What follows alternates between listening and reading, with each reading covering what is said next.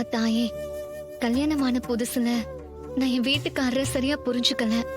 இப்ப அவரை நல்லா புரிஞ்சுக்கிட்டேன். நான் அவரை நெருங்கி போனாலும் அவர் விலகி போறாரு. என் மனசுல அவர்தான் இருக்காருன்னு நான் சொல்லிட்டேன்.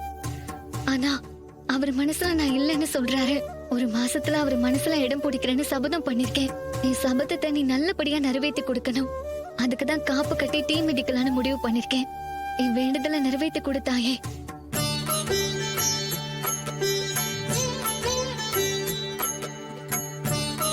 பூசாரி, நான் தீ மிதிக்க போறேன். எனக்கும் காப்பு கட்டுங்க. ஓம் சக்தி.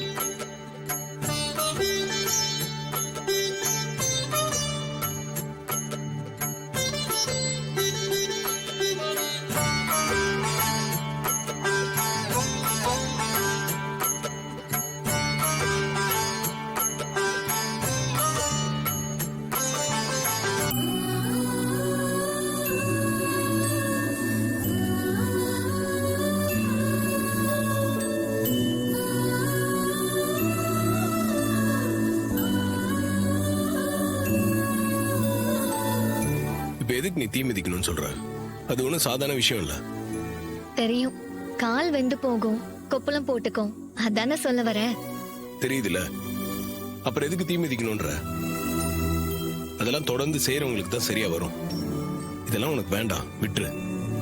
இல்ல, என்ன கஷ்டம் வந்தாலும் நான் தீ மிதிக்க தான் போறேன். எதுக்காக அடம் பிடிக்கிற? அப்படி என்ன வேண்டுதல் உனக்கு?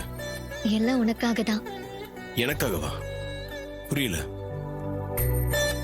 நான் ஒரு மாசத்துக்குள்ள கண்டிப்பா உன் மனசுல இடம் பிடிக்கிறேன்னு சொல்லியிருந்தேன்ல, அதை இந்த அம்மா நிறைவேற்றி வைப்பாங்கன்னு எனக்கு நம்பிக்கை இருக்கு. அதுக்காக தான் என் வேண்டுதலை நிறைவேற்றி வைக்கணும் தீ மிதிக்க போறேன். இந்த ஆத்தாவும் என்னை கைவிட மாட்டான். உனக்கு என்ன சொல்றதுன்னே எனக்கு தெரியல.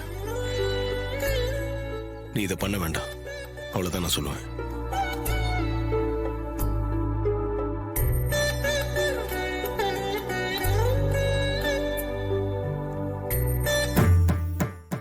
பாட்டி, நானும் ரேவதி மாதிரி தீ மிதிக்கலான்னு இருக்கேன்.